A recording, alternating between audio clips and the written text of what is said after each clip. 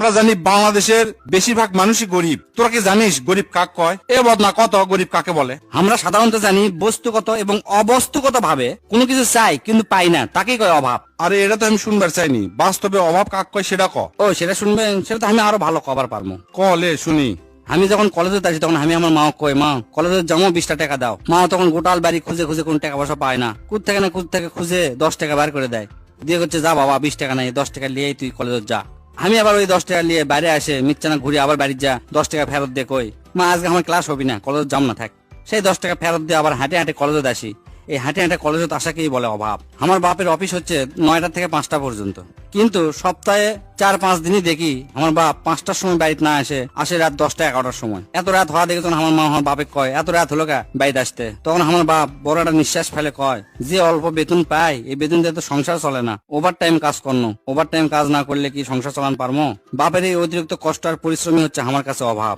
মায়ের শাড়ি 24 জায়গা ছিঁড়ে গেছে, 25তম জায়গা যখন মাও সেলাই করে, আমি ওটা দেখে কই মা তুমি সিরা শাড়ি সেলাই করি চকে, এটা তো আর পরা যাবি না, তুমি পাল্টাও। মা তখন হাসতে হাসতে কয় না না শাড়ি ভালোই আছে, আরো 6 মাস যাবি। মায়ের এই হাসতে হাসতে সেলাই করাটাকে আমার অভাব মনে হয় স্যার। আমি লেখাপড়া করতে করতে ফাঁকে ফাঁকে টিউশনি করি, টিউশনি করে যে টাকাটা পাই ওই টাকাটা যখন মায়ের হাতে তুলে দেখো এই লাও টাকা, সংসার চালাও। মাও টাকাটা পায়া যখন স্বস্তির শ্বাস ফেলে এবং মুচকি হাসে, এই মুচকি হাসাই হচ্ছে আমার কাছে অভাব স্যার। আমার সব বন্ধুরা মোটামুটি আইফোন ব্যবহার করে, কিন্তু আমি ব্যবহার করি বাটন ফোন। যে বাটন ফোন আমার বন্ধুকে সামনে পকেট থেকে বার করা পারি না, লজ্জায় পকেটের মধ্যে থুয়ে দিই। এই লজ্জায় হচ্ছে আমার কাছে অভাব স্যার। অভাবের কারণে যখন কাছের মানুষ দূরে চলে যায়, এই দূরে চলে যাওয়াটাই আমার কাছে অভাব মনে হয় স্যার। টিউশনি অল্প টাকা দিয়ে যখন ছোট ভাই বোনের জন্য ঈদের জামা কিনে দিই, কিনে দেওয়ার পর দেখি আমার পকেটে তার 1 টাকাও নাই।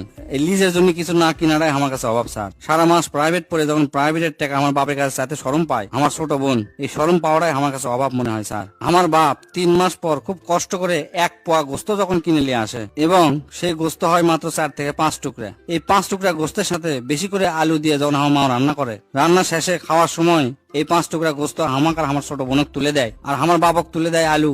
সেই আলু আমার বাপ খাতে খাতে কয় যে বাহ এই গরুর গোস্তর রান্না আজকে সেই টেস্ট আছে, গোস্ত ফাইন সিদ্ধ আছে। এই যে মিথ্যা অভিনয় করে, এই মিথ্যা অভিনয়টা আমার কাছে অভাব মনে হয় স্যার। 3 মাস ধরে যখন আমার বাপে করছি আব্বা আমার একটা ক্যালকুলেটর লাগবে, প্রতিদিন আমার বাপ খালি হাতে আসে।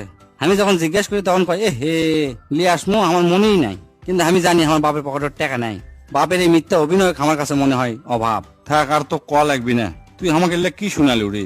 তোর এলা কথা শুনে আমার তো বুকের মধ্যে ঝড় উঠে গেল। এত বাস্তব উদাহরণ তো তোর কাছ থেকে আমি শুনবার চাইনি। যাই হোক, তোরা ভালো করে লেখাপড়া কর, প্রতিষ্ঠিত হ। আমি চাই ইনকা অভাব যেন তোকে কারোর মধ্যে না আসে। আমি দোয়া করি তোরা ভালো একটা ব্যবসা করে বা ভালো একটা চাকরি নিয়ে তোরা তোকে সংসার ভালো মতো চলা, এই কামনাই করি। কারণ অভাব জিনিসটা খুব কঠিন, তোরা কেউ অভাবে না পড়, এটাই আমি চাই।